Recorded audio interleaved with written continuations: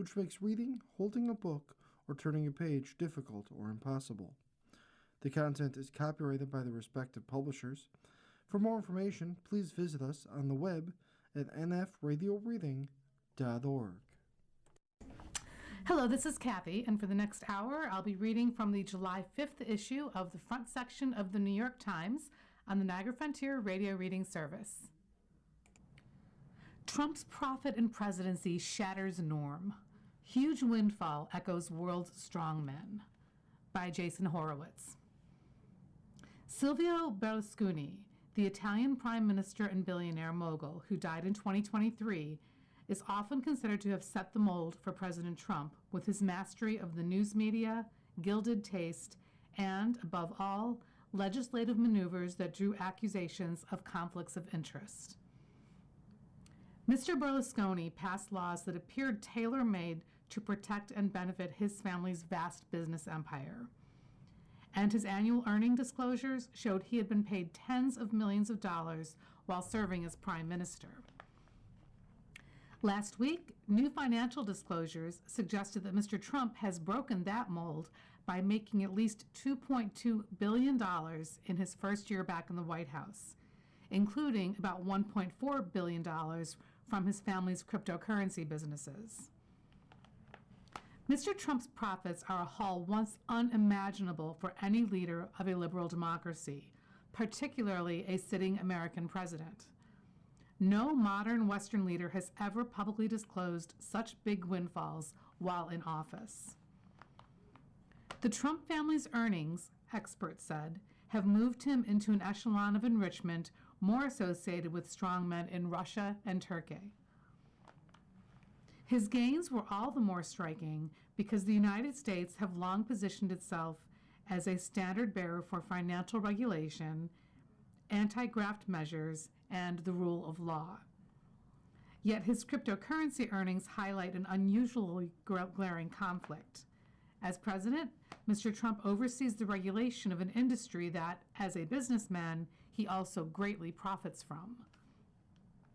The White House has denied that Mr. Trump or his family had engaged in conflicts of interest, and he has personally brushed aside such concerns, saying last week, "I never speak to any of the people that run the money."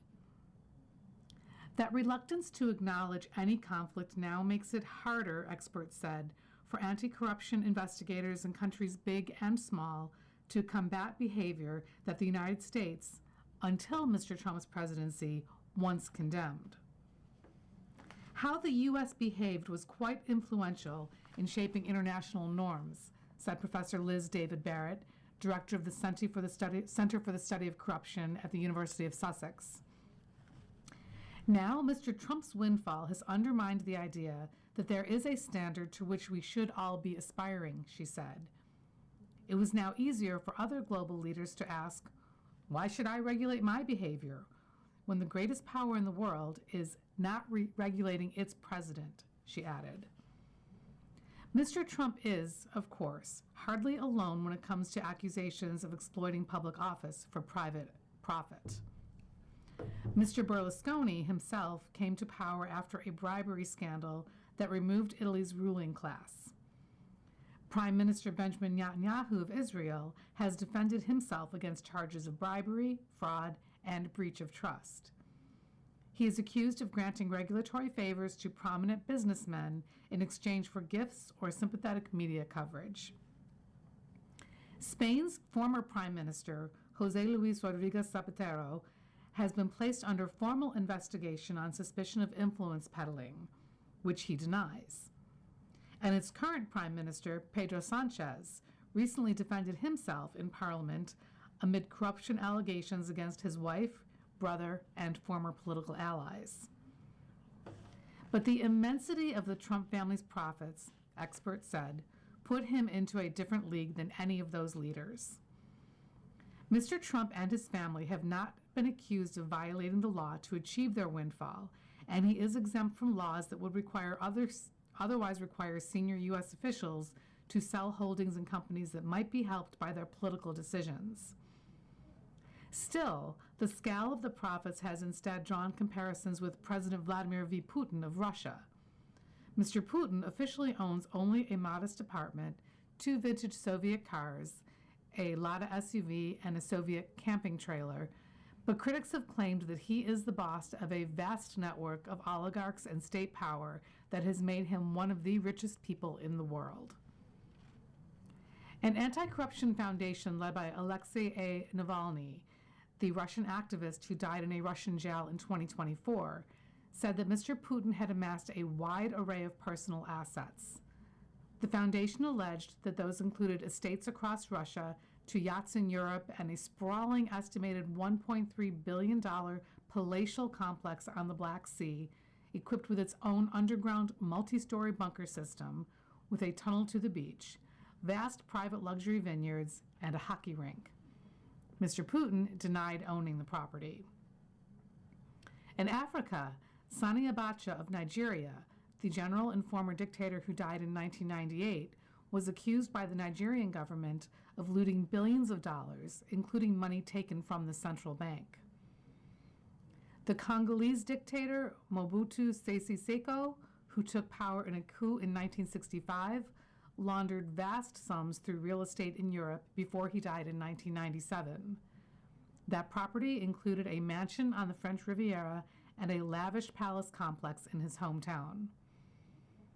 Professor David Barrett said that the Trump family's business ventures also drew comparisons with political dynasties in Asia, where leaders had been accused of conflicts of interest between their political activities and their family's business empires. Mr. Trump's family business, the Trump Organization, has licensed the Trump name to properties in countries that rely on the Trump administration's support, including Saudi Arabia and Qatar. The White House has often rejected concerns over such issues, saying that Mr. Trump's children run the organization, not the president. The family of Thaksin Shinawatra, a telecom billionaire and the populist former Prime Minister of Thailand, is among the Asian dynasties that have been accused of abusing their proximity to power. He was jailed for having used his time in office to further enrich his family after, among other things, his wife bought a desirable plot of land from a government agency. Mr. Thaksin said the conviction was politically motivated. Najib Razak, until 2018 the Prime Minister of Malaysia, presided over the systemic bilking of billions of dollars from the State Sovereign Wealth Fund, which he helped co-found. It helped to finance a super yacht, fine art, and hundreds of handbags found in his wife's closets. He has been convicted of abuse of power, money laundering, and breach of trust, among other charges, and sentenced to more than 20 years in prison so far. Professor David Barrett said that increasing polarization in many countries made it easier for leaders to escape accountability. In a polarized society, voters often view accusations against their chosen political leaders as a politically motivated attack, rather than a legitimate source for concern, leading them to dismiss the claim's relevance. Or even if voters believe the accusations, Professor David Barrett said, their loyalty to their parties and leaders can allow them to turn a blind eye to their missteps. As Mr. Trump said of his own deal-making in January, I found out that nobody cared. Mr. Berlusconi's close friend, Fedele Confalonieri, once said something similar. Of course, Mr. Berlusconi has a conflict of interest. Mr. Confalonieri told me in 2011, as Italy became increasingly polarized between Mr. Berlusconi's supporters and critics. But it is so clear and so transparent, Mr. Confalonieri said, adding that it was hardly worth talking about. That kind of indifference has blunted the ability of traditional checks and balances to hold leaders accountable, experts said. If voters dispute the importance of accusations against their leaders, they may also eventually reject the legitimacy of the watchdogs making those accusations, according to Fernando Jimenez Sanchez, a political scientist who specializes in corruption at the University of Murcia, Spain. The stain of corruption can still be a powerful political weapon. Viktor Orban, Hungary's former prime minister, lost power in a recent election after voters turned on him, in part because of widespread corruption allegations against his government. Transparency International often put Hungary at the bottom of its annual corruption rankings for countries in the European Union. Yet for many voters in countries run by populists, Mr. Sanchez said, checks and balances in general are seen as just another part of the elite politics they criticize. Since Watergate, he added, the United States had helped set the standard for international anti-corruption norms. Now, he said, Mr. Trump was setting a different standard that could have the effect of demolishing democratic guardrails and clearing the way for others' conflicts of interest. This, Mr. Sanchez said, is what is being lost. Voters are turning to chatbots before they cast their ballots, by Jennifer Medina. Mia Taylor looked down at her Los Angeles County election ballot a few weeks ago and felt a familiar mix of duty and dread. How could she possibly know the best choices in the dozens of local contests she was asked to vote in? Partly on a lark, she turned to a newly ubiquitous tool, Claude. Ms. Taylor snapped a picture of her ballot and asked, "So who do I vote for here?" Claude, an AI chatbot developed by Anthropic to analyze data and hold natural conversations, initially declined to answer. Like at OpenAI's ChatGPT and Google's Gemini, other widely used tools, Claude is trained to avoid answering political questions that could expose biases. So Ms. Taylor, a self-described liberal Democrat, sharpened her question, asking it to find links to well-regarded progressive groups and help her come up with strategic voting options. Here are some sources you can look at, it replied, linking to voter guides and describing each race in detail. Ms. Taylor was especially torn about her vote for mayor, wondering how she could help stop Spencer Pratt, the Republican who momentarily looked likely to win one of the top 2 spots in the open primary. Claude's advice? Vote for the incumbent Karen Bass, not Nithya Raman, a member of the city council. Mr. Pratt lost the race, while Ms. Bass and Ms. Raman advanced to the general election. It was probably only a matter of time before voters began to use artificial intelligence to help guide their choices. The 2026 midterms may be the first American elections in which voters are using AI in meaningful numbers. Voters are turning to new AI tools to serve as nonpartisan researchers, viewing them as a viable alternative to traditional news coverage, voter guides, or social media. They provide an appealing and seemingly efficient way to learn about campaigns and ballot measures, allowing users to bypass the sometimes dizzying array of political literature, advertising, and commentary coming their way. But some experts warn that the tools are far from foolproof. The results they produce can be marred by factual errors or shaped by flawed assumptions. Chris Johnson, a 58-year-old resident of Atlanta, appreciates both the allure of relying on AI to choose candidates and the worry about its accuracy. Mr. Johnson, a registered Republican who considers himself a libertarian, has voted in every Georgia election for the past 40 years. When he prepared to vote in the state primary in May, he asked ChatGPT to tell him which of the candidates was the most libertarian. Initially, the system resisted answering directly, so Mr. Johnson asked it to rely on the candidate's voting history.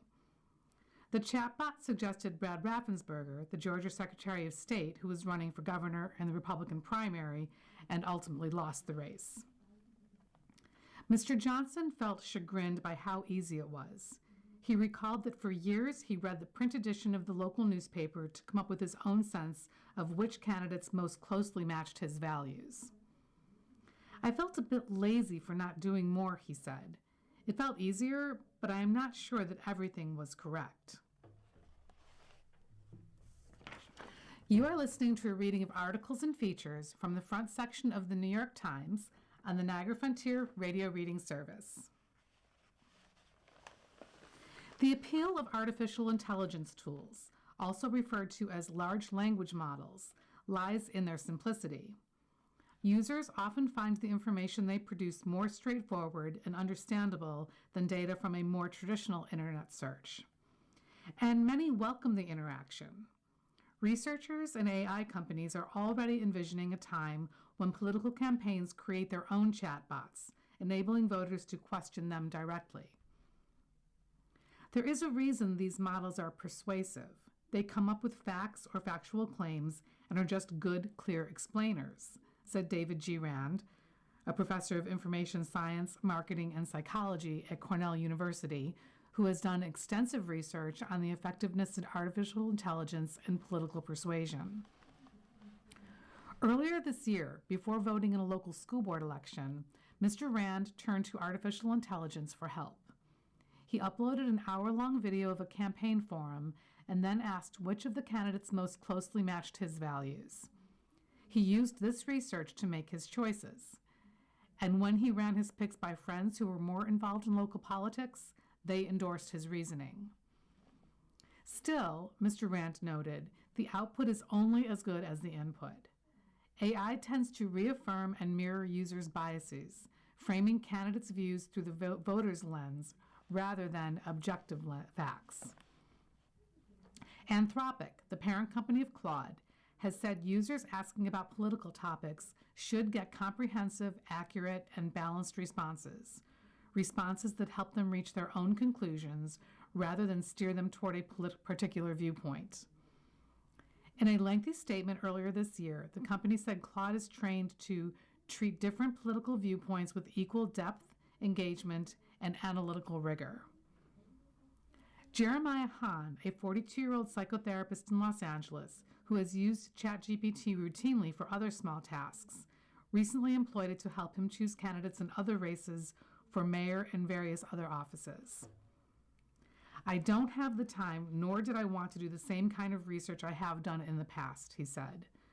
This was very intuitive, and I actually respect its intelligence, I guess. He was so enamored of the process that he posted a video on TikTok encouraging other voters to do the same. And because he knows his videos get more engagement when he is shirtless, Mr. Hahn filmed himself bare-chested. I wanted to do this as a thirst trap on purpose, he said. But that sense of efficiency may mask the risks of turning over the democratic process to technology, some experts warn. Because most chatbots produce answers that sound confident and authoritative, users may not take the time to check the underlying claims. Ideally, AI tools for election help would rely on a curated and verified database of political information and policy platforms to help voters, rather than pulling data from across the internet, as the existing tools do, said Yamil Velez, a political science professor at Columbia University who has researched the effectiveness of AI in convincing voters. But he was reluctant to completely dismiss the usefulness of AI in election decisions. It is important to think about what is the alternative, he said. After all, he added, most voters are unlikely to spend hours in the county clerk's office researching their election options. A year ago, Mr. Velez said, he would have said that voters would be better off relying on an internet search, but the AI tools are becoming increasingly accurate. Nonetheless, he cautioned, the current tools likely benefit candidates who are more vocal in the local press and on social media, making their views easier to find. Campaign strategists are keenly aware that voters are using these tools and have begun looking for ways to get more favorable results by publishing more material online in formats that chatbots prefer, such as using bullet points. Still, in interviews, people who had used AI to research election choices said it allowed them to vote with more confidence. Robert Siebelink, a 54-year-old Democrat who lives in Corona, California, turned to Claude after feeling overwhelmed by the prospect of researching the 61 candidates running for governor in his state, not to mention the candidates in less high-profile races. He uploaded his ballot and asked Claude to suggest candidates who most aligned with his values. Eventually, he had narrowed down his choice for governor to 2 Democrats, Xavier Becerra and Tom Steyer, and asked Claude how to strategize. In less than half an hour, he had filled out his ballot and chosen Mr. Becerra. I just felt so refreshed, Mr. Siebelink said. That's the most informed voting that I have ever done. Similarly, Ricky Powers, a 31-year-old Democrat who lives in Baltimore, took a photograph of his ballot before the recent Maryland primary and asked Claude to provide bullet points for each candidate. He said he was looking for a broader perspective than what he could get from candidates' campaign websites. After checking some of the links for accuracy and to make sure that I truly like the candidates I am voting for, he used the summary to fill out his ballot on the spot. The last time I voted, I spent probably 20 hours researching, he said. This time was an hour. Still, Mr. Powers said, there are limits. While he had no hesitation uploading a blank ballot, he would never tell AI how he voted. A Hitler Bunker Faces Demolition for Housing by Efrat Livni. In 1939, Adolf Hitler celebrated the construction of a new, massive government headquarters he had commissioned in Berlin, calling it the first structure of the new Great Germany. He told 8,000 workers who had created the building and attended the dedication ceremony for the 1,300-foot-long, three-story structure known as the New Reich Chancellery. Everyone can take with him the consciousness that he has helped to build a monument that will outlast many centuries. About 6 years later, Berlin was occupied by Allied forces that had defeated Germany in World War II. The building was in ruins and Hitler was dead, having killed himself in a bunker nearby ahead of his country's surrender. Now, little remains of the edifice save part of a bunker that had been used by other members of the Nazi regime. And this too may soon be demolished, the German publication Bild recently reported, revealing that a Hamburg developer had received official approval to put up apartments and an office in the area. Preservation experts say the move to develop the bunker site reflects a tension in German society, where a culture of remembrance has long been emphasized, between the need to preserve historically significant monuments and the need to develop and modernize. And it comes at a time when the number of living witnesses to the Nazi era is dwindling, making protection of historically significant sites all the more important, some contend. While the general area where the Reich Chancellery once stood is marked with signs about the site's history, the bunker has never been officially listed as historically significant. The site above it is nondescript, an undeveloped piece of prime city center property. In part because of that, and the fact that it is underground, the bunker doesn't really feature in the collective consciousness of Berliners, according to Stephanie Harold, chair of the Urban Conservation and Cultural Heritage Department at Technische University, Berlin. I'm really astonished because I think it's really important heritage and an important object, Dr. Harold said in an interview. In a memo last year, the Berlin State Monument Council expressed concern about plans to demolish the bunker and recommended it be assessed for protection, saying the new Reich Chancellery was the planning and starting point of the Second World War and also stands symbolically for the catastrophic end of the Nazi regime. However, there has long been a plan for development at the site. For the last 2 decades, said Martin Palijan, a spokesman for Berlin's Senate Department in Urban Development, Building and Housing. The Berlin Parliament adopted the land use plan, he added, even after considering monument protection.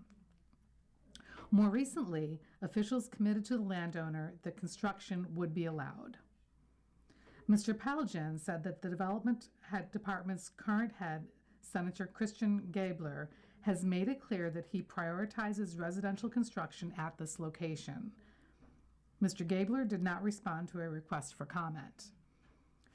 The debate about the bunker comes at a time of conflicting impulses in Germany. The country prides itself on its culture of remembrance of uncomfortable truths, like the Holocaust and World War II. And many Germans are reckoning with questions about their family histories as new tools have made researching old records revealing Nazi party affiliations easier than ever. Hildburg Bruns, who reported on the plans in Bild, said in an email that as a resident of Berlin, she felt we should remember the Nazi era. Simultaneously, the far-right party, Alternative for Germany, is gaining ground, with some of its most vocal leaders arguing that the country needs to stop looking back. The party's leader, Alice Weidel, has denounced what she has called a Holocaust guilt cult. There is also pressure to modernize, and the traditional view that anything with historical significance should be preserved is increasingly facing a strong movement challenging it to create more residential spaces or meet other needs, said Sebastian Conrad, a Berlin lawyer who handles historical protection cases. The property in the city center targeted for development is very valuable, he said, but to him, it's quite obvious that the bunker has historical significance. Preservation and urban development do not have to be mutually exclusive, experts said. Berlin is facing a housing shortage, and preservation laws do mandate balancing competing public interests, like the need for homes and the need to protect historical monuments, Dr. Harold acknowledged. But members of the public who want to see the bunker preserved have no way to challenge the authorities' decision, Dr. Conrad said. The Berlin Underworld Association, which documents the history of the city's underground architecture and makes it accessible to the public, is campaigning to preserve the bunker and create a memorial at the site, which is a symbol of Germany's surrender. The bunker was captured in an iconic image taken in May of 1945, showing the Berlin defense commander, General Helmuth Wilding, emerging to give himself up to Soviet forces after Hitler's death. The Underworlds Association said that it seeks dialogue with policymakers, officials, and the property owner to jointly find a solution that combines the preservation of the bunker with the urban development. Mr. Paljan, the spokesman for the development department, said it had not yet been decided how the owner will handle the specific location of the bunker. But he added that there was an obligation to document the bunker appropriately before its demolition. You are listening to a reading of articles and features from the front section of the New York Times on the Niagara Frontier Radio Reading Service. As a World Cup host, Mexico sees another way to win, tourism, by James Wagner, Mexico City. The top 5 most visited countries in the world are, by several measures, France, Spain, the United States, Italy, and Turkey. The country in 6th place, Mexico, is already a steadily growing tourism powerhouse. Now it's hoping that soccer, and a bit of the Trump effect, could help crack into that elite group. We set a very ambitious goal, President Claudia Sheinbaum said earlier this year, about the objective for her 6-year term, which ends in 2030. The largest World Cup in history, 104 games, 48 countries, is being hosted by the United States, Canada, and Mexico, which will host its final game on Sunday between its national team and England in Mexico City. Before the tournament, Mexican officials and organizers estimated that 5.5 million people would visit the country during the 6-week tournament, generating billions of dollars in economic activity. Some critics have cast doubt on those figures, but Mexico, already relatively more open to tourism, has made it easier for citizens of certain countries to visit, with the World Cup in mind. The thinking? If you can't go to the United States because of President Trump's stricter immigration policies, come here instead. Mexico maintains its position of being a friendly country to the world, said Gabriela Cuevas, the Mexican government's World Cup representative. Since Mr. Trump took office in January 2025, his administration has made travel to the United States harder, with steep new fees, visa hurdles, and aggressive language towards certain countries. Travel to the United States fell about 6% last year, a loss of 4 million foreign visitors to 68 million. It was the only country among the top 6 most visited to experience a decline, according to figures from a United Nations tourism organization. Mexico, though, reached new heights. Last year, the country of over 130 million residents received a record 48 million overnight tourists, a 6% jump and more than its pre-pandemic record of 45 million in 2019. Tourism was one of the bright spots in a Mexican economy that has lately sputtered under its own growth problems, a bloated budget, and Mr. Trump's tariff pressure. And when the United States placed restrictions on the Iranian team, Mexico allowed it to set up its base camp in Tijuana, close to the border. "You go where you're treated well," said Josefina Rodriguez Zamora, Mexico's tourism minister, noting that her country had seen a 9% jump from Canadian visitors who appeared to be boycotting travel to the United States amid tensions with the Trump administration. For the first time, the busiest international route to Mexico was not from a U.S. city, but from Canada. Last year, the Toronto-Cancun flight surpassed the Dallas-Cancun for the top spot, and flights from Montreal to Cancun have jumped significantly. The Mexican government has also tried to position the country as a destination for Latin America during the World Cup. Colombia, with 54 million residents, represents Mexico's third most important tourist market. During the group stage, the Colombian national team played 2 of its 3 games in Mexico. Just before the tournament, Ms. Rodriguez Zamora said, "Mexico streamlined its entry process for Colombians, and the rejection rate dropped from 8% to 2%. At the recent Colombia-Uzbekistan game in Mexico City, nearly all of the 81,000 people in the stadium cheered on Colombia. And while some visited from the United States and Canada, several told the New York Times that they had traveled directly from Colombia. Erica Leon, 47, and Orlando Perez, 57, friends who work in banking in Bogota, said they had worried they might face problems other Colombians had described before the World Cup, such as deportation or hours of questioning. But Miss Leon said entry was easy. Everyone was friendly, she said. Neither had a U.S. visa nor any desire to get one. Both said they preferred visiting Mexico over the United States, where Mr. Trump's administration has made it harder to obtain or renew tourist and immigrant visas from a number of countries, even requiring bond payments of up to $15,000 from some visitors to ensure that they do not overstay their visas. The White House has said that Mr. Trump is focused on ensuring that the World Cup is an incredible experience for all fans and visitors, but also the safest and most secure in history. Ahmed Ben Damet, 32, a Tunisian working in information technology in Montreal, went to Monterrey, Mexico to see his country's national team play its first 2 games and boycotted the 3rd game in the United States. "If President Trump doesn't want to see Tunisian people or Colombian, we don't come," he said, adding that he was happy to spend his money in Mexico instead. Some fans said it was simply cheaper.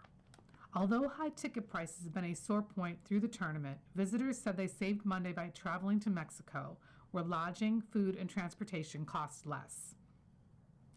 Carlos Londoño Garces, 58, a lawyer from Medellin, said his $3,000 ticket to see Colombia play in Miami was double what he paid to see its first game in Mexico. To make travel to Mexico easier and climb the global rankings, Ms. Rodriguez Zamora, the tourism minister, said the government had been working to digitize more of the visa application process. In February, Mexico reinstated an electronic visa process for Brazilians that allows visitors arriving by plane to apply online beforehand, in contrast to the United States, which requires a physical visa. She said she hoped that Latin Americans whose teams are playing in the United States would instead gather at the large and lively watch parties throughout Mexico. "They're going to visit us before they visit the United States," Ms. Rodriguez Zamora said. "The Latin American market is waiting to experience a party, and they're going to find that party in our country." Not everyone shares her optimism. Enrique de la Madrid, Mexico's former tourism minister and a member of an opposing political party, called the World Cup an extraordinary opportunity but a one-time event. He noted that Ms. Sheinbaum's predecessor had dissolved a key tourism marketing board. He said that foreign visitors to Mexico arriving by plane, who spend more than land border crossers, had dropped slightly last year, and several World Cup host cities have already trimmed their expectations for hotel and visitor numbers.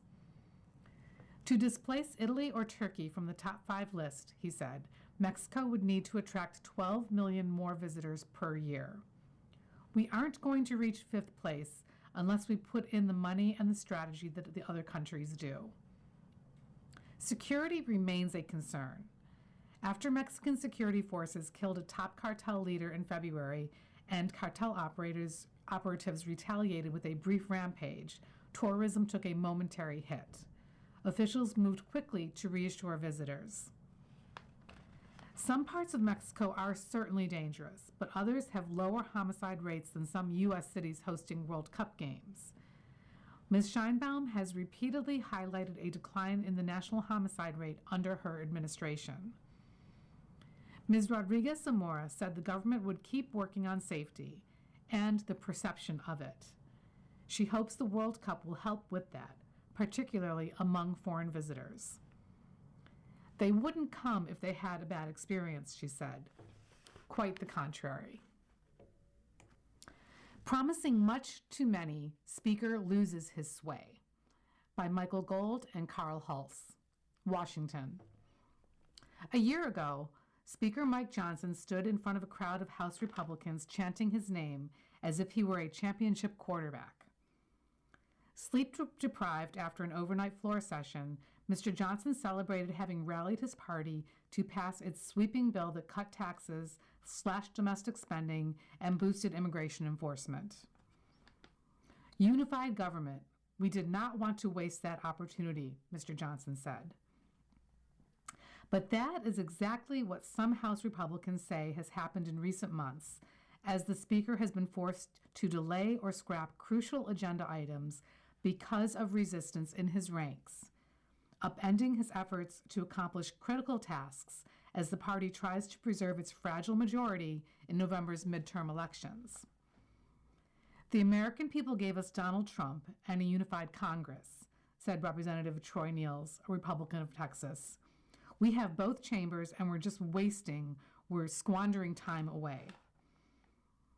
Last week, Mr. Johnson could not even corral enough votes to bring up a celebratory resolution marking the first anniversary of the tax law, the biggest Republican policy victory of President Trump's second term. The collapse, which also derailed the annual defense policy bill with a pay raise for troops, was the coda to a 2-week stretch in which Mr. Johnson lost control of the House floor to a rebellious group of hardline Republicans. As such episodes have grown more common, a key reason for them has come into sharper focus. Many Republicans are deeply frustrated with Mr. Johnson's approach to governing with a razor-thin majority. When he finds himself in a bind, the Speaker is quick to make big promises to disparate factions to get major bills across the finish line, only to reap the whirlwind from aggrieved members in his ranks when he struggles or fails to fulfill his vows. Over the past year, Mr. Johnson repeatedly promised libertarian-minded conservatives that they would get a much-sought ban on central banks issuing digital currencies, only to have to kick the can down the road. His divergent deals with warring flanks of lawmakers over the gasoline blend E15 led to a bitter confrontation on the House floor that delayed and nearly derailed passage of the Farm Bill. In early June, facing right-wing resistance to a $70 billion immigration enforcement bill, the Speaker promised holdouts that, in exchange for their votes, he would bring long-sought border security legislation to the House floor. They voted yes, but the measure they wanted has not moved. And for months, he has been telling another faction of restive Republicans that he would find a way to force action on Mr. Trump's cherished voting restrictions bill, which has passed the House but stalled in the Senate, where it has no viable path. As a holiday recess approached last week, Republicans angry about the border security bill joined those irate about the lack of action on the elections bill. Together, they blocked the defense bill and a critical spending measure from coming to the House floor. Representative Chip Roy, Republican of Texas, cited the promise to bring up the border bill. That didn't happen, he said on Tuesday. Let's do what we need to do. With a dwindling number of days in session before the midterm elections, disgruntled Republican lawmakers left the Capitol on Tuesday afternoon, days before the nation's 250th birthday celebration, with little to show for their efforts and a sense that they were frittering away their governing trifecta. Mr. Johnson appeared to share those frustrations, telling reporters that some lawmakers get very emotional about things, and sometimes they make irrational decisions. He suggested their anger was misguided and better directed toward the Senate. Yet he also maintained that the crack-up was business as usual, given the party's narrow majority. We have full control of the conference, Mr. Johnson said. This is the same thing we've been doing the whole time. We have the smallest margin in U.S. history. Previous speakers of both parties were typically able to hold lawmakers in line through fear or favors. But Republicans do not fear Mr. Johnson and have come to distrust his favors. The risks of overpromising should be evident. Mr. Johnson became Speaker after his predecessor, Kevin McCarthy, a California Republican, frustrated rank-and-file lawmakers by failing to deliver on his pledges, leading to his ouster. Mr. Johnson is often seen haggling with lawmakers on the House floor during votes that stall for hours as he tries to win the necessary support. Those conversations burst into shouted confrontations in April when Republicans tried to pass the Farm Bill. The Speaker faced demands from farm state lawmakers seeking the year-round sale of E-15 and from conservatives who opposed it. Both groups accused Mr. Johnson of reneging on deals. His allies say that Mr. Johnson's haggling may not yield quick enough payoffs to avert crises like last week's, but that it eventually produces results. The Farm Bill ultimately passed, as did separate ethanol legislation, they note. A temporary version of the digital currency ban made it into the housing bill now on Mr. Trump's desk. Mr. Trump has generally been Mr. Johnson's most effective tool to bend lawmakers. But the limits of his reliance on the president became clear on Tuesday. Though Mr. Trump had urged Republicans not to block their party's bills, it was not enough to rally them behind Mr. Johnson. That could be in part because the defectors were responding to Mr. Trump's demands that Republicans do whatever is necessary to push through the stalled elections measure, which would impose nationwide requirements on voter identification and proof of citizenship, and severely restrict voting by mail. Far-right lawmakers have blockaded action in the House in an effort to force the Senate to act on that bill, which is being blocked by Democrats. Mr. Johnson has tried to reassure that group, led by Representative Anna Paulina Luna of Florida, that Republicans can use a complicated legislative process called reconciliation, which allows budget-related bills to pass the Senate on a majority vote to carry out Mr. Trump's restrictions. But reconciliation is governed by a set of rules that could make it difficult for the election restrictions to survive. It actually cannot be done on reconciliation, Ms. Luna said last week, and they know that. Mr. Johnson's supporters have argued that any stumbles are inevitable given the size of his majority and its quarrelsome elements. When you are given an impossible task, you have to expect to fail from time to time, said Representative Darrell Issa, Republican of California. The fact that he has succeeded while dealing with impossible tasks more often than not represents a very good performance considering the hand he was dealt. But others contend that Mr. Johnson is in a situation of his own creation. Marjorie Taylor Greene, the former Republican Congresswoman from Georgia, said in an interview that she had warned her colleagues not to trust Mr. Johnson. She cited the Speaker's promise that Republicans would address the cost of health insurance premiums, something she argued he has yet to address. "I told you so," said Ms. Greene, who tried unsuccessfully in 2024 to remove Mr. Johnson. "I tried to get rid of that serial liar, but just like many other times, I was right and the GOP conference was wrong." You are listening to a reading of articles and features from the front section of the New York Times on the Niagara Frontier radio reading service. Fighter Jet Ride Taught Me About the 4th of July by Michael Crowley, Wallops Island, Virginia. All I needed was a call sign. I was at a NASA airfield in Eastern Virginia, watching mechanics prepare a squadron of 8 fighter jets for the mission I would join that morning. It had been a strange 24 hours. The previous day, I had reported to a hotel where a flight surgeon and her assistant ran an EKG test on me before announcing, "Now we will measure your bones." After thoroughly discussing my medical history and confirming the integrity of my eardrum, I was cleared to fly. Now the adrenaline was pumping. I had donned an army green flight suit and heavy boots, tried on my flight helmet, and more or less learned how to use my ejector seat. Soon I would be airborne. I felt sublime and ridiculous. As a middle-aged suburban dad, my idea of adventure lately has amounted to, say, showing up at a restaurant without a reservation. Now I was imagining myself in Top Gun as Maverick's rakish new wingman. Maybe they could call me Deadline. There was just one problem. A clear zippered pouch had been attached to the right leg of my flight suit.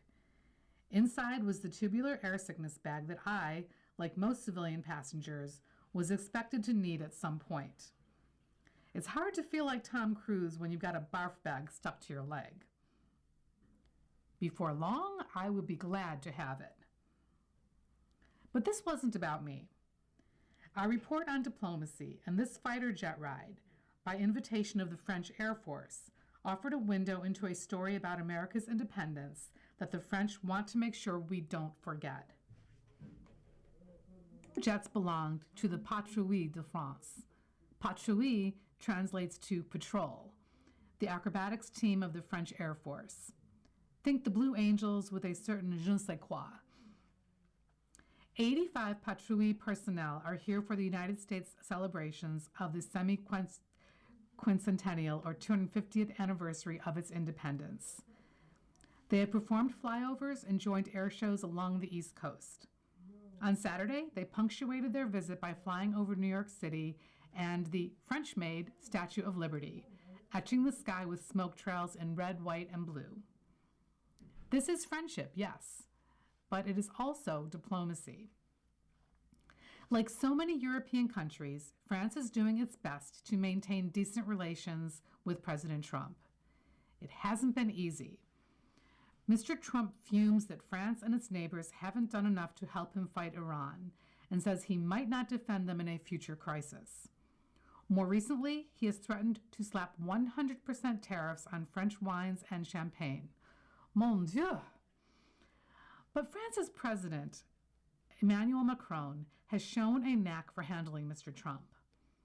In 2017, he dazzled the visiting American president with a Parisian military parade. Lately, Mr. Macron has celebrated America's 250th birthday festivities by emphasizing France's claim to be the savior of the American Revolution. When the French leader hosted Mr. Trump at a Group of 7 summit in mid-June, for instance, he portrayed an opulent dinner at the Palace of Versailles as part of the 250th anniversary festivities. He recounted for Mr. Trump the way Benjamin Franklin had visited Versailles in 1778, seeking French support for the colonial rebellion against Britain. Eager to undermine King George III, his British rival, King Louis XVI of France sent the Americans vast amounts of money and gunpowder, as well as troops and warships. The support was crucial. Without the French, writes the historian Tom Shachtman, author of How the French Saved America, the revolution might not have been won at all. Yet Americans, he adds, are too beholden to our own myths to accept and appreciate how much we owe to outside assistance. Even Mr. Trump has said as much. France helped us secure our independence, he noted during his 2017 visit to Paris. A lot of people forget. Enter the Patrouille. Shortly before 10:30 a.m., a canopy closed over my head, and I was confined to a space about half the size of a typical airplane bathroom. Arrayed before me was a mostly incomprehensible instrumental panel, though I knew enough to understand that I did not want the warning light labeled sauté, that would be French for jump, to start flashing.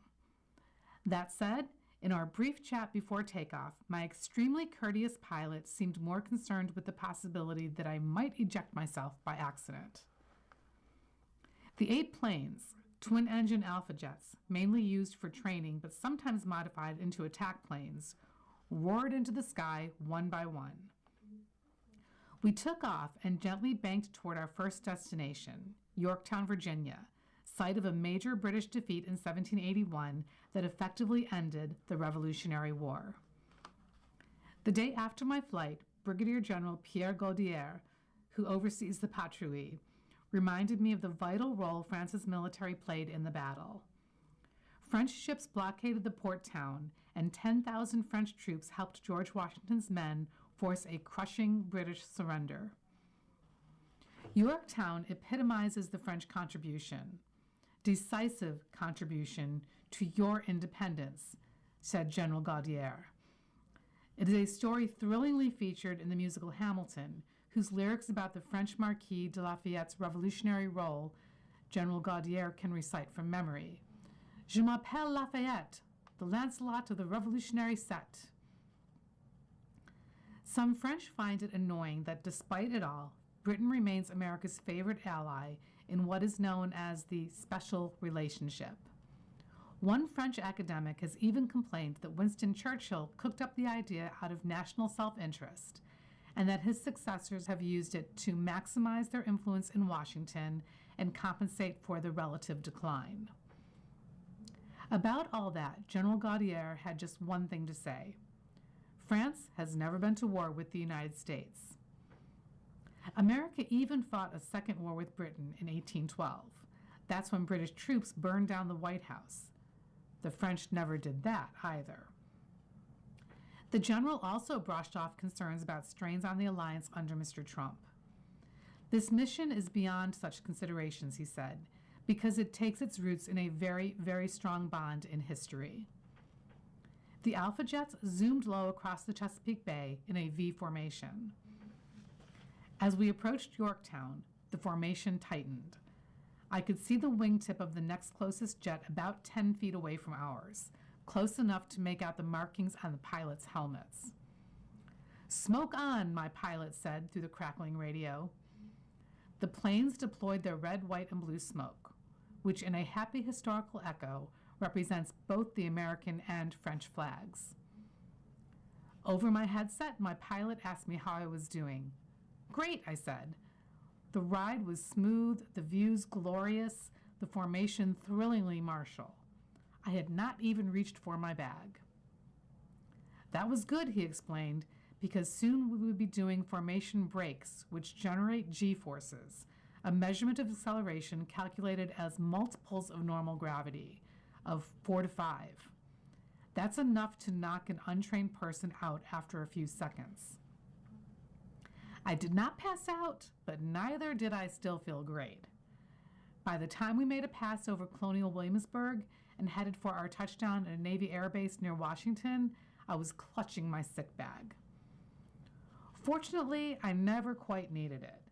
I was in rough shape after landing, to be sure, drenched in sweat, weak-kneed, and generally feeling like warm, spoiled mayonnaise. But I recovered quickly. Maybe that's an omen for French-American relations. Metropolitan Diary. More friends of Metropolitan Diary help mark the column's 50th anniversary. Bryant Park Lawn. Dear Diary, shortly after my wife Dawn and I moved to New York, we attended a summer screening of The Sound of Music on the Bryant Park lawn. As newcomers, we hadn't yet learned the delicate etiquette of claiming space with a blanket and how to save enough room for yourself without appearing to annex part of Manhattan. The veteran New Yorkers around us seemed to know exactly where that line was and weren't shy about pointing it out when others crossed it. Then the movie began. We had rightly anticipated that the audience would come to life with a sing-along of each familiar song. What we didn't expect was how vocal everyone around us would be when the Baroness appeared on the screen. Each time, a chorus of hisses rose from the crowd. It was our first summer in New York, and in a single evening we learned two things. New Yorkers have strong opinions, and they don't keep them to themselves. Pat Kiernan. Mr. Kiernan has been an anchor of the morning news show on Spectrum News NY1 since 1997. On Delaney. Dear Diary, I was walking home from dinner on Delancey Street on one of those magical December nights on the Lower East Side where the city is all amber light and steam rising off the corners, very inside Llewyn Davis. As I passed the Bowery Ballroom, I noticed that Jon Batiste was performing. John and I go back to my Juilliard days when I pretend I was also a jazz musician and sit in on some of the most intense jam sessions. Completely on impulse, I bought a ticket. The concert was electric. John has a way of making people feel part of the same fabric, and the room swayed like it shared a single heartbeat. At the end of the show, instead of saying goodnight, John grabbed his melodica, jumped off stage, walked through the crowd, and out the front doors. Instinctively, everyone followed. Looks were exchanged, but feet kept moving behind the second-line band pouring onto Delancey Street. Suddenly, hundreds of strangers were dancing impromptu through the Lower East Side together. Police officers smiled and waved us through intersections. Drivers rolled down their windows and surrendered to the moment. One delivery biker trapped at a crosswalk threw his hands in the air and started dancing too. People leaned out apartment windows, waving towels, napkins, anything white enough to catch the light. Others came down onto their stoops and folded themselves into the parade. I had seen John lead these love riots before, but that was during COVID, when New York felt strangely fragmented. This night felt different, necessary even. For a few blocks, the city paused. Just music echoing off brick buildings and strangers moving together in the winter air. And then, as quickly as it had formed, the crowd dissolved back into the city's tapestry. I've never forgotten the feeling. Corey Hawkins. Mr. Hawkins is an actor who appears in the movie The Odyssey, which will be released this month. You've been listening to a reading of articles and features from the July 5th issue of the front section of the New York Times. We read from the front section of the New York Times every Sunday at 1 p.m. Your reader has been Kathy. Thank you for listening. Coming up next in the Niagara Frontier Radio Reading Service, we have a reading of the New York Times opinion page. Following that at 3 o'clock, the New York Times Arts and Leisure, and at 4 o'clock, a rebroadcast of this morning's Buffalo News. Radio Reading mails out a large print program schedule to our listeners every other month. If you have not received a Niagara Frontier Radio Reading Service large print program schedule in the mail, please call us at 716-821-5555. We will make sure that you receive one every other month. A Braille version of the schedule is also available upon request. Our number again is 716-821-5555.